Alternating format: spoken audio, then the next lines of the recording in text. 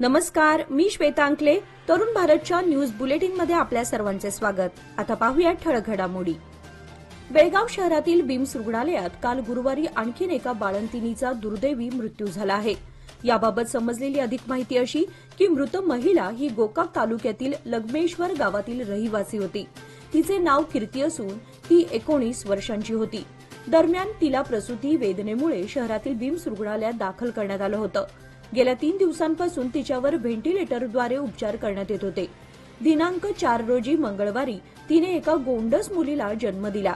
मात्र अति रक्तस्रावामुळे तिच्यावर पुन्हा शस्त्रक्रिया करण्यात आली, परंतु रक्तस्राव न थांबल्यानं तिचा या दरम्यान मृत्यू झाला. मृत कीर्ती हिचे हे दुसरे बाळंतपण होते असे समजते. डॉक्टरांच्या निष्काळजीपणामुळेच तिचा मृत्यू झाल्याचा आरोप मृत महिलेच्या कुटुंबियांनी केलाय.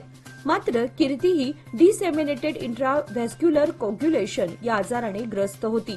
बाळंतिणीच्या मृत्यूमागे विविध वैद्यकीय कारणे असू शकतात असे बिम्सचे डॉक्टर कब्बूर यांनी स्पष्ट केले.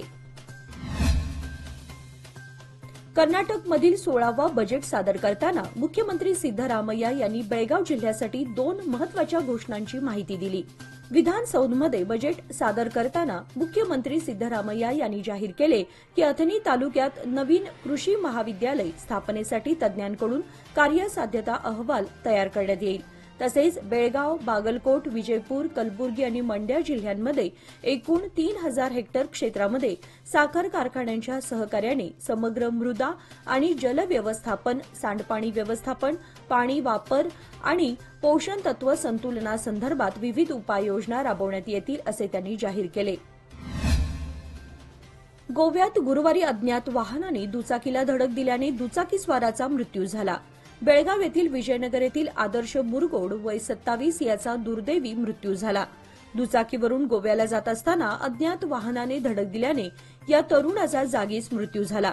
शुक्रवारी दुपारी 12 वाजता सदाशिवनगर स्मशानभूमीत मृताच्या पार्थिवावर अंत्यसंस्कार करण्यात आले. बेळगाव परिसरात सर्वत्र आता उन्हाचे चटके जाणवू लागलेत. घराबाहेर कामानिमित्त बाहेर पडल्यास नागरिकांची तपत्या उन्हामुळे दमछाक होत आहे. अशा वेळी पाणपोई नजरेस पडल्यास कासावीस झालेल्या जीवाची काहिली कुठेतरी क्षमते. पाणपोई म्हणजे उन्हाळ्यात प्रवास करणाऱ्या लोकांना पिण्याचं पाणी मिळावं म्हणून करण्यात आलेली धर्मार्थ व्यवस्था. या व्यवस्थेमुळे लोकांना थंड पाणी पिण्यास मिळतं आणि घशाला पडलेला कोरड दूर होतो. पाणपोईमुळे नागरिकातून सामाजिक बांधिलकी जोपासली जाते. अशीच एक पाणपोई सध्या शहापूर येथील छत्रपती शिवाजी महाराज उद्यानासमोर श्री लक्ष्मीनारायण उर्फ बालाजी देवस्थान यांच्या वतीने सुरू करण्यात आली आहे. या पाणपोईमुळे नागरिकांची सोय झाली आहे. कॅनमधील थंडगार आणि स्वच्छ पाणी पिऊन आपली क्षुधा तृप्त करण्यासाठी नागरिक या पाणपोईचा लाभ घेत आहेत. बेळगाव पोलिसांच्या वतीने 9 मार्च रोजी एक पब्लिक मॅरेथॉन आयोजित केली जात आहे. या मॅरेथॉनमध्ये लहान मुलांसह वृद्ध आणि इतर सर्व नागरिकांनी सहभाग नोंदवावा असे आवाहन बेळगाव पोलीस आयुक्त याडा मार्टिन यांनी केलं आहे. या मॅरेथॉनचा मुख्य उद्देश तरुणांनी व्यसनमुक्त राहण्याचे आणि गुन्ह्यापासून दूर राहण्याचे प्रेरणादायक संदेश देणे आहे. त्यामुळे सर्वांना आवाहन करण्यात आलं आहे की त्यांनी यामध्ये सक्रियपणे सहभागी व्हावे. ही मॅरेथॉन पूर्णपणे मोफत असून पोलीस आयुक्तांनी याबाबत माहिती दिली.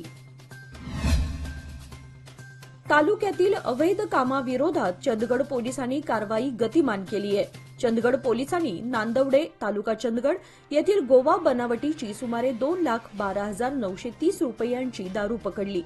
महाराष्ट्र शासनाचा कर चुकवून विक्रीच्या उद्देशाने जवळ बाळगलेला हा मुद्देमाल आशा धर्मनाथ गावडे राहणार नांदवडे यांच्यावर महाराष्ट्र दारूबंदी कायदा कलम 65E 90 108 प्रमाणे गुन्हा दाखल करण्यात आला आहे. चंदगड पोलिसांची गेल्या 15 दिवसातील ही तिसरी मोठी कारवाई ठरली आहे. कर्नाटकमध्ये नक्षल चळवळ संपुष्टात आणण्यासाठी राज्य गुप्तचर विभागाने आखलेल्या प्रभावी रणनीतीमुळे आता राज्य सरकारला दरवर्षी 100 कोटी रुपयांची बचत होणार आहे. अतिरिक्त पोलीस महासंचालक आणि स्टेट इंटेलिजन्स प्रमुख हेमंत निंबाळकर यांच्या नेतृत्वाखालील टीमने ही यशस्वी मोहीम राबवली आहे. नक्षलवाद संपवण्यासाठी यापूर्वी मोठ्या प्रमाणावर सुरक्षा उपाय आणि पोलीस कारवायांवर कोट्यवधी रुपये खर्च होत होते. मात्र निंबाळकर यांनी शांततेच्या मार्गाने नक्षलवाद्यांना आत्मसमर्पण करण्यास प्रवृत्त केलं. त्यांनी 2009 मध्ये चिकमंगळुरू जिल्ह्यामध्ये एसपी असताना नक्षलवाद्यांविरुद्धच्या रणनीतीमध्ये बदल करण्याचा सल्ला दिला होता.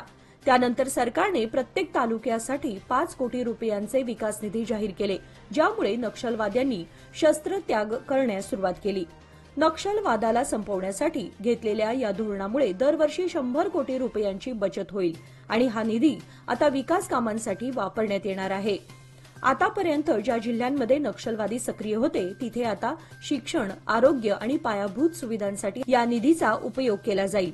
हेमंत निंबाळकर आणि त्यांच्या टीमच्या या महत्त्वपूर्ण योगदानामुळे कर्नाटकमध्ये नक्षलवाद संपुष्टात आला असून राज्य आता नक्षलमुक्त बनलं आहे. Financial support at every step. On the occasion of Women's Day, presenting Lokmanya Mahila Udan Nivesh Yojana, get an attractive 10.25% interest on a 555-day deposit, additional 0.50% interest for senior citizens. For more details, visit our nearest branch or call 1-800-212-4050. Lokmanya, where money grows and relationships strengthens. Shri क्षेत्र सोगल येथील सोमेश्वर यात्रा महोत्सव 9 ते 11 मार्च दरम्यान आयोजित केला जाणार आहे. या महोत्सवात विविध धार्मिक आणि सांस्कृतिक कार्यक्रमांचं आयोजन करण्यात आलं आहे. यात्रेचा प्रारंभ रविवारी सकाळी 6 वाजल्यापासून रुद्राभिषेकाने होईल. त्यानंतर दुपारी महाप्रसाद आणि सायंकाळी शिवभजन, शिवकीर्तन यांचं आयोजन करण्यात आलं आहे. सोमवारी सकाळी 6 ते 9 वाजेपर्यंत महामस्तकाभिषेक, दुपारी महाप्रसाद, हणबरहट्टी येथील हिरेमठाचे बसवलिंग शिवाचार्य स्वामी यांच्या उपस्थितीत धार्मिक कार्यक्रम होतील. दुपारी 4 वाजल्यापासून रथोत्सवास प्रारंभ होईल. 5 वाजता धर्मसभा संपन्न होईल. सोमवारी रात्री 9:15 पार्वती परमेश्वर अक्षतारोहण विवाह सोहळा आणि रात्री 10:40 शिवभजन कीर्तन असे कार्यक्रम होतील. मंगळवारी सकाळी 6 वाजता रुद्राभिषेक आणि दुपारी महाप्रसादानंतर सोमेश्वर महारथोत्सव होईल. गेल्या 1.5 ते 2 महिन्यांपासून कणकुंभी जांबोटी भागातील गावांमध्ये अनियमित वीज पुरवठा होत असल्यामुळे नागरिक वैतागून गेले असून मागील वर्षीप्रमाणे पुन्हा एकदा खानापूर हेस्कॉम कार्यालयावर घागरी मोर्चा काढून कार्यालयाला टाळे ठोकण्याचा सज्जड इशारा कणकुंभी भागातील नागरिकांनी दिलाय. गेल्या काही दिवसांपासून जांबोटी कणकुंभी भागात अनियमित वीज पुरवठ्यामुळे व वारंवार खंडित होणाऱ्या विद्युत पुरवठ्यामुळे नागरिकांचे प्रचंड हाल होत आहेत.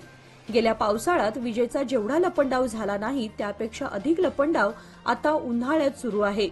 15-20 दिवसांपासून तर दिवसभर वीज नाहीच, पण रात्री देखील वीज गायबच आहे. त्यामुळे हेस्कॉमचा रात्रीच खेळ चाले अशीच गत झाली आहे. बेळगाव बिम्स रुग्णालयातील सर्जन डॉक्टर विठ्ठल शिंदे यांनी आज हक्की ज्वराच्या धोक्याबाबत नागरिकांना जागरूक राहण्याचे आवाहन केले आहे. पत्रकारांशी संवाद साधताना डॉक्टर शिंदे यांनी हक्की ज्वराची लक्षणे, त्यावर त्वरित उपचार व खबरदारी घेतल्यास काही समस्यांचे निराकरण होऊ शकते याविषयी माहिती दिली. यावेळी ते बोलताना म्हणाले की ज्वराची लक्षणे आढळल्यास त्वरित जिल्हा रुग्णालयात जाऊन उपचार घ्यावे. मांसाहारी पदार्थ व्यवस्थित शिजवून खाण्याची सूचना केली, कारण हक्की ज्वरामुळे न्यूमोनिया होण्याची शक्यता असते. त्यासोबतच ताप, डोळ्यांमागे वेदना, खोकला आणि श्वास घेण्यास अडचण येत असल्यास त्वरित वैद्यकीय मदतीसाठी रुग्णालयात दाखल व्हावे. तसेच लहान मुले आणि वयोवृद्ध व्यक्तींची विशेष काळजी घेण्याचे सांगितले. बेळगाव जिल्ह्यात अद्याप हक्की ज्वराचा कोणताही रुग्ण आढळून आला नसला तरी प्रशासनाने खबरदारी घेतली आहे, असे डॉक्टर शिंदे यांनी स्पष्ट केले. आज बेळगाव सिटी कमिशनरेट युनिटमध्ये सर्व वाहनांची वार्षिक तपासणी करण्यात आली. या तपासणी दरम्यान संबंधित अधिकाऱ्यांना आणि कर्मचाऱ्यांना वाहनांच्या देखभालीसाठी आवश्यक सूचना देण्यात आल्या. यात वाहनांची कार्यक्षमता, देखभाल आणि सुरक्षाबाबत महत्त्वाचे मार्गदर्शन करण्यात आले. दक्षिण अमेरिकन देश चिलीच्या उत्तरेकडील भागात भूकंपाचे धक्के बसल्याची माहिती समोर येत आहे.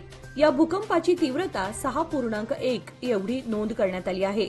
दरम्यान या भूकंपात अजून तरी कोणत्याही जीवितहानीबद्दल माहिती समोर आली नाही.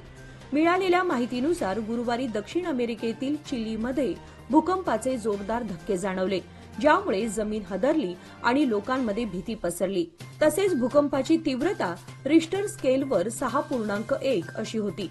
आतापर्यंत कोणत्याही प्रकारची जीवित किंवा वित्तहानी झाल्याचं वृत्त नाही. भूकंपामुळे तेथील लोकांमध्ये भीतीचं वातावरण पसरलंय. राज्य सरकारच्या पंचहमी योजनांपैकी अन्नभाग्य योजना गोरगरिबांच्या जगण्याचा महत्वाचा आधार ठरली आहे. दारिद्र्य रेषेखालील प्रत्येक कुटुंबाच्या भूक निवारणाची हमी देणारी ही योजना यशस्वीपणे राबवण्यात रेशन वितरकांची भूमिका महत्वाची ठरली आहे. त्यासाठी एकही लाभार्थी रेशनपासून वंचित राहणार नाही याची दक्षता घेऊन रेशन वितरकांनी महिना अखेरपर्यंत रेशन वितरण सुरू ठेवावे असे आवाहन तालुका पंचहमी अंमलबजावणी समितीचे अध्यक्ष सूर्यकांत कुलकर्णी यांनी केले. नंदगड तालुका खानापूर येथे तालुका रेशन वितरक संघटनेच्या वतीने पंचहमी अंमलबजावणी समितीच्या सदस्यांचा सत्कार करण्यात आला. रेशन वितरक संघटनेचे अध्यक्ष महादेव दळवी, चंबान्ना होसमणी, पंचहमी कमिटीच्या सदस्य दीपा पाटील व इतर उपस्थित होते. गेल्या आठवड्यापासून हवामानात बदल झाला आहे. कडाक्याचे ऊन पडू लागल्यानं मे हिटचा तडाखा जाणवू लागलाय. पाण्याची गरज भासत असतानाच मार्चच्या सुरुवातीलाच हिरण्यकेशी पात्रातील पाणी मोठ्या प्रमाणात घटू लागलं आहे. नदीपात्राच्या सखल भागात असणाऱ्या पाण्याचा रंग काळवंडल्याने पाण्यातून दुर्गंधी पसरली आहे. त्यामुळे नागरिकातून चिंता व्यक्त होत आहे. याचबरोबर आजचे बातमीपत्र इथे संपले. अधिक माहिती आणि ताज्या घडामोडींसाठी पाहत रहा तरुण भारत न्यूज चॅनल. तसेच आमच्या चॅनलला लाईक, शेअर आणि सबस्क्राईब करायला विसरू नका. आणि विश्वासार्ह बातम्यांसाठी दररोज वाचा दैनिक तरुण भारत. धन्यवाद.